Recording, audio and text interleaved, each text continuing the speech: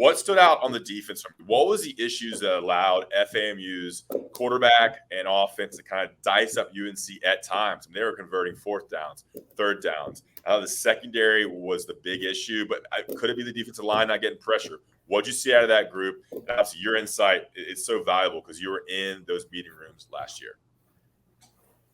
I think I'd like to challenge the cornerbacks to compete more at the top of the routes.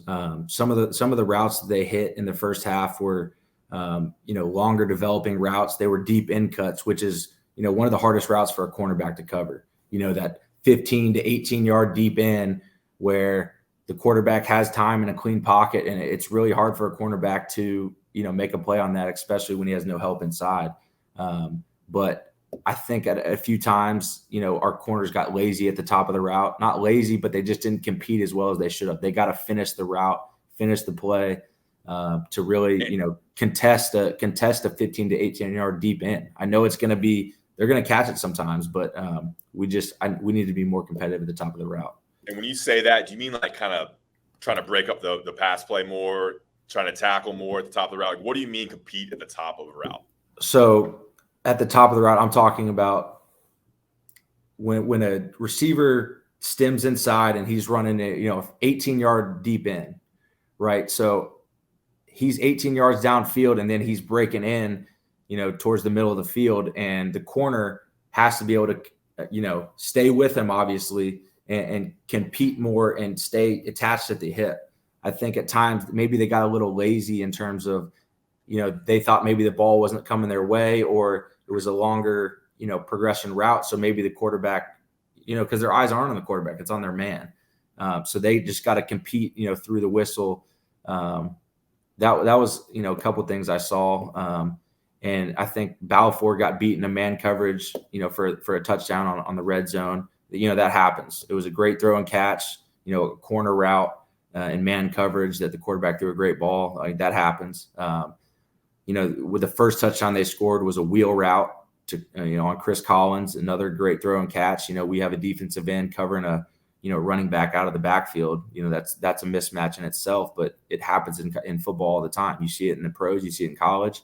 Getting a defensive end on a running back, it's tough. Great throw and catch there.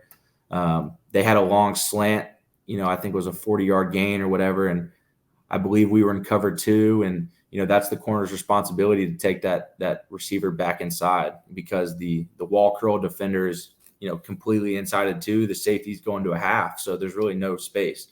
But look, these are some things that are going to get cleaned up. It wasn't, bad technique or whatever. There's just, first game that, we got some things to work on, and I think we'll get better.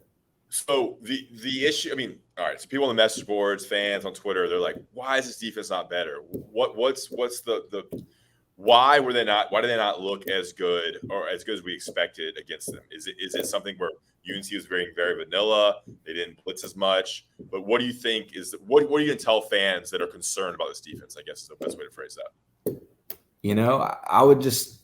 I wouldn't be concerned, first of all. Okay.